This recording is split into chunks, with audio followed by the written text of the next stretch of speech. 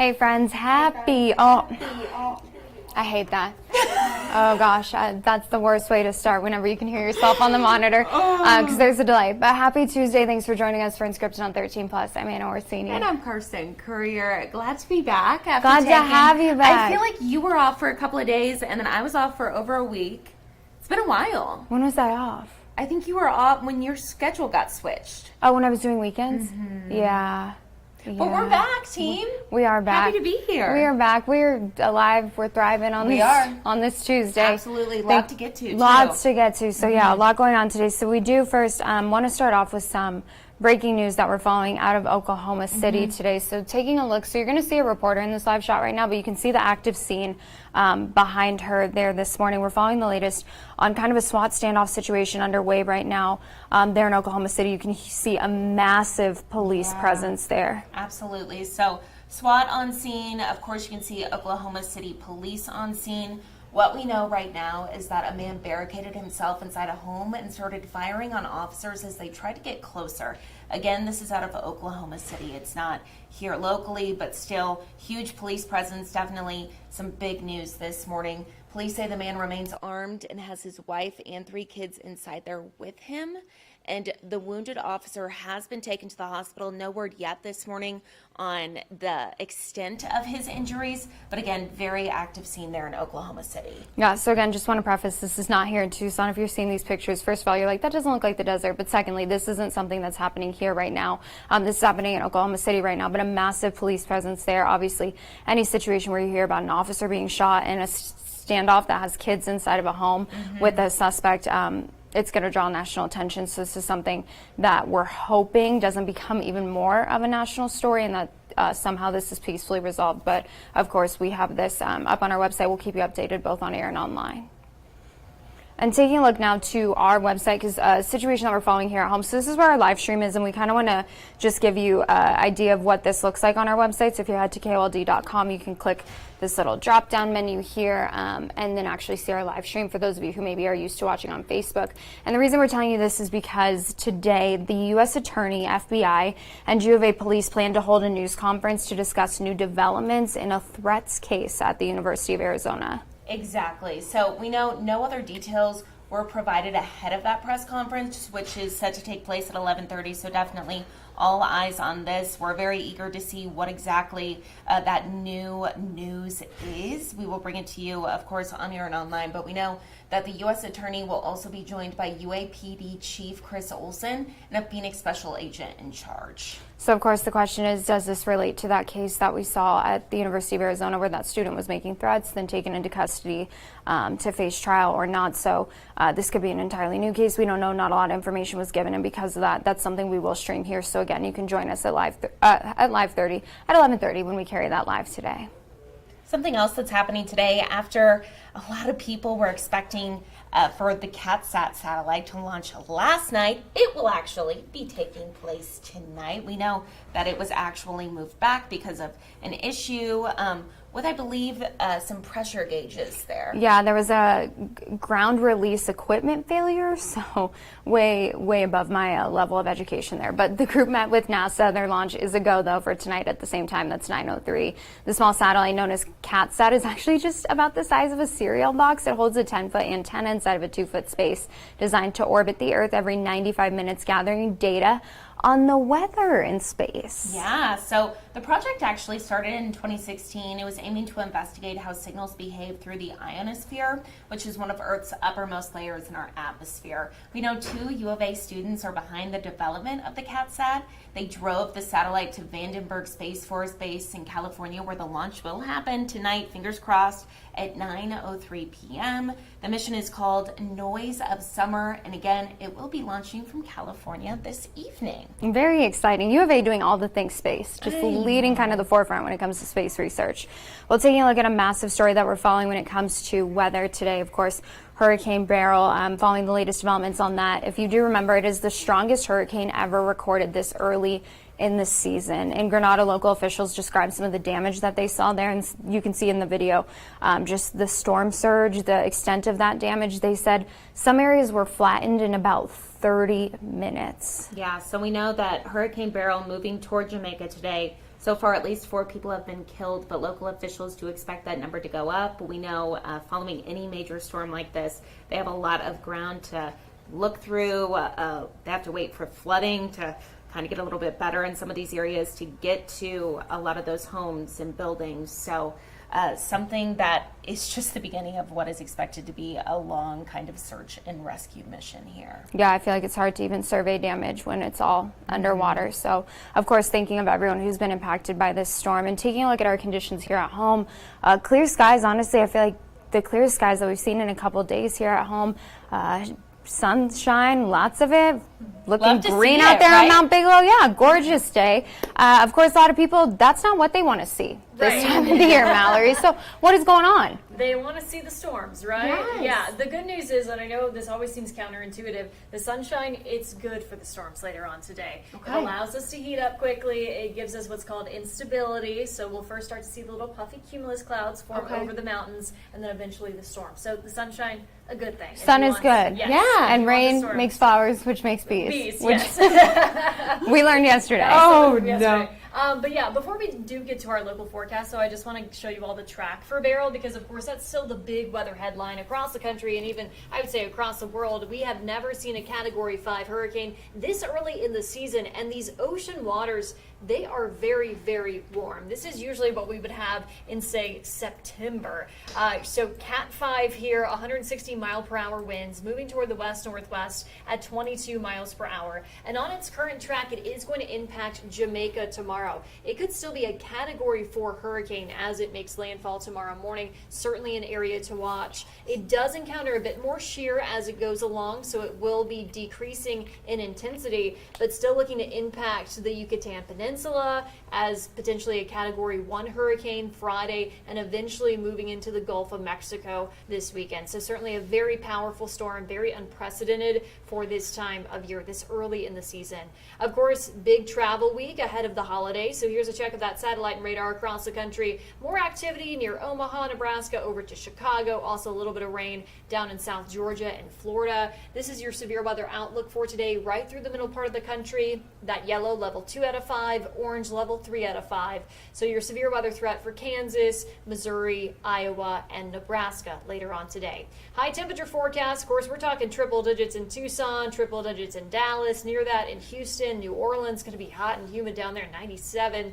But that heat really stretches up to Kansas City, through the Ohio Valley region as well. Bit cooler, you can see some 70s sprinkled on the map. Seattle sounds nice, LA even, Minneapolis, Billings, Montana later on today. Your chances for rain back here at home today, your best chance for the rest of the week, down to 30% tomorrow, better chance to the south, and then becoming much more isolated starting on the 4th of July on Thursday and taking us through this weekend. So once again, seeing a lot of sunshine this morning, a few clouds starting to bubble up on the Catalinas. That will eventually lead to storms as early as 11 a.m., but more so that coverage in the valleys by this afternoon and evening. Heavy rainfall, gusty winds as these storms continue to track northeastward. And then as we head throughout the evening, of course, that coverage decreases, much more active down in Sonora, down in Mexico later on this evening and tonight as we dry out. So here's that 7-day forecast here. Good news, bad news, I guess, for your 4th of July plans. Not tracking high storm coverage, so you can get in those pool parties, those barbecues, fireworks shows as well. But it's going to be hot, of course, as we dry things out. High temperatures between about 105 to 108, and overnight lows around that 80-degree mark. So, okay, taking a bit of a pause for monsoon, but don't worry. This typically happens every summer. We see a bit of a pause, and then it builds back up again. So looking forward to when it does so. Yeah, hopefully it will, because I feel like we hit the ground running and had such an active start to monsoon that it's like, don't let that just be that. Right. Absolutely. Yeah. And we could use maybe a few. Yesterday we only made it up to 99 degrees. So Woo! that was Nice. And we had a 99 over the weekend on Saturday as well. So we're trying to break up these triple digits. But of course, if we dry things out, that kind of stops that. So Yeah. Okay. Well, Well, hopefully we get a little bit of relief yes. today. best chances. Best chance. Okay. Perfect. Thank you, Awesome. Mallory. Thank you, Mallory. Well, of course, as we talk about the 4th of July, something that cannot be reiterated enough is just the amount of stress that puts on local animal shelters. And right now, with the 4th of July just being a couple of days away, PAC is looking for fosters and adopters to help with the overcapacity of pets they're seeing. Right now, there are more than 500 dogs at the shelter, so they're looking for anyone who can foster a medium to large size dog for the next 2 weeks. So we know that food and crates will be provided, and a $5 a day stipend will be offered to those who can take a dog for the full 2 weeks. And of course, I would never even be able to foster a dog because I would end up adopting a dog. And I feel like that's good news for PAC, and a lot of people, they kind of start to foster these dogs and then fall in love and end up adopting them. So if you're not able to foster or adopt, PAC is asking for donations of durable toys like Kongs and Nylabones to keep shelter dogs occupied during the firework festivities. If you're interested in fostering, head on over to PAC during their hours of operation. And this is something that we haven't done in a long time, but we're excited to be able to do today. My favorite part of my job. So we used to have a pet of the week. We haven't for a while, but we do once again. So kind of just featuring a pet who's been in the shelter for a long time, who's really deserving. All of them are deserving. But you look at these dogs constantly whenever we get videos of them and you're like, how do they not have a home? I know. And they're that's, so I sweet. know. And that's the case with our pet of the week today. So this is Vaquero. Look at him. Oh my gosh, he's so handsome. That's a What a happy good boy. boy. So he's a year and 7 months old. He's super fun. He's a silly boy. Watch this. Watch this little trick. Here we go. Oh, such a good boy. So handsome. So he's a fun, silly boy. He's more than ready to get out of the shelter and be your new best friend. He's a young guy who was brought to PAC in March when his owner could no longer care for I him. was going to say, who taught him how to roll over? I know. Oh, so Look at the ear. sad. I can't stand Can it. you imagine, too? We all love our pets so much, and not being able to take care of them and having to give them to the shelter, and then such the change of lifestyle for these dogs that are used to just being on our couches and loved in our homes. I And know, so but I he's can't very imagine. loved, and I know that PAC does their best. However, at him. this is the better option if you do have a pet that you can no longer care for. Bring them to a shelter. Absolutely. Do not dump them. You do the right thing when you do this if you genuinely have a pet that you can no longer care for. So you can see his little rolly trick there. He can roll over. He's very affectionate. He loves to show that personality and that tongue. He has a huge personality. Big He looks like a personality. great little boy. So he would be a great guy to bring into the family this year. He looks like he's really doing well. How long has he been in the shelter again? So since March of Okay. 2024, they say that he's actually, and he's a polite little guy too. Look at He's him. friendly with other dogs, and he has even shared his kennel politely with another dog. what a So good boy. yeah, and he's super, you can tell, active, playful. So maybe if you have kids that are driving you crazy this summer, you can get them to run around with him. But he's just, he's an adorable dog, and he's in need of a home, and he's young. He's a year and 7 months old, so kind of through the worst of that puppy stage, and just very, very handsome boy. And those ears, I can't stand it either. Oh, he is such a sweetie. So if you are interested in adopting him, we know that PAC's hours are Monday, Tuesday, Thursday, and Friday from noon to 7. But on Wednesday, they are open from 1:30 to 7. And then Saturday and Sunday, 10 a.m. to 5 p.m. So Vaquero is free to adopt, but there is a $20 license fee for adult dogs, so you'll have to pay that $20 fee. But adoption includes spay or neuter, age-appropriate vaccinations, a microchip, a free vet visit. So all of that is covered if you do go and adopt him. If you would like to learn more, you can reach out to PAC at 520-724-5900. And of course, as always, if you do end up fostering or adopting Let us any of the know. dogs at PAC, or of course our pet of the week, let us know. Send us an email, comment on one of our things, reach out to us on Facebook.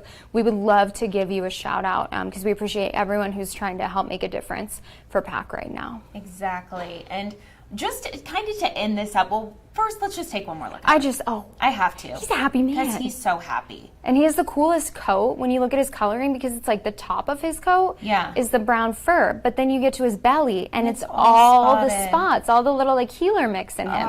He's so pretty, and he has those little socks too. He has little speckled socks on his feet. He is the cutest He's a little boy. very handsome man. So yes, as Anna said, definitely let us know if you adopt him or any other dog at PAC. But we want to take a look outside here. I'd love to talk a little bit, Anna, about how important it is with dogs to make sure that we are making the proper plans for 4th of July. I know I was talking to Anthony, my husband. I'm like, we need to be with Zona or home with Zona. It's her first 4th of July. We don't know how she's going to act. She's microchipped, but something that I don't think we talk about a lot, I'm going to bring us back on camera here, is once you microchip a dog, that's not it. Like, you have to go into the system, put in your contact information, put in your address, and if you move, you need to update it. So something to keep in mind.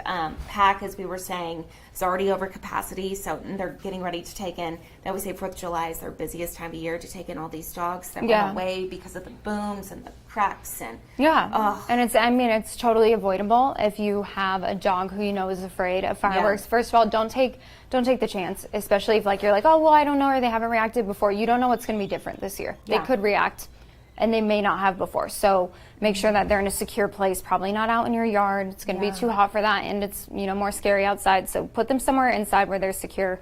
But aside from that, the first thing that they're going to do when they intake a dog at the shelter is scan to see if there's a microchip. So make sure your pets are microchipped. Make sure that information's updated. If you're like me, don't let my bosses hear this. I'm the person who always has my phone on silent. I'm never answering on the first try. I can promise you that.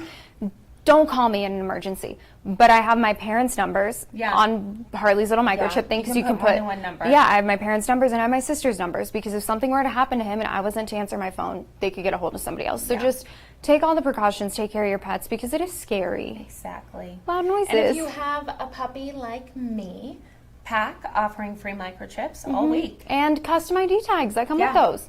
Super sweet. We love that. Usually you have to pay for that at the local Petco. Exactly. Get it for free. Why not? Take advantage. Exactly. Absolutely. So send us pictures, though, of how your dogs will be celebrating the 4th. We want to see them. And if you have any advice for how to keep your pets calm or anything that's worked for you, also let us know.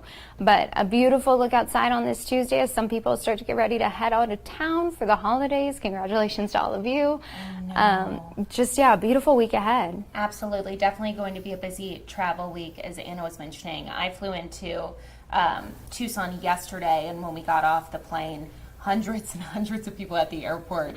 It was just a mess. So be ready for that if you're traveling ahead of the holiday. But for us folks staying at home, could expect to see some showers, some monsoon storms later today, and then looking to dry out a little bit over the weekend. Absolutely. So thanks for joining us for Unscripted on 13 Plus. We will see you back here tomorrow. Have a great rest of your Tuesday. Absolutely. And we do want to remind you all, we are streaming that U of A Threats press conference at 11:30. So make sure to tune in on Facebook, all of our social media apps. You can also see it on our 13 News mobile app and our website. So again, that's happening at 11:30. Thanks for watching. Tune in tomorrow.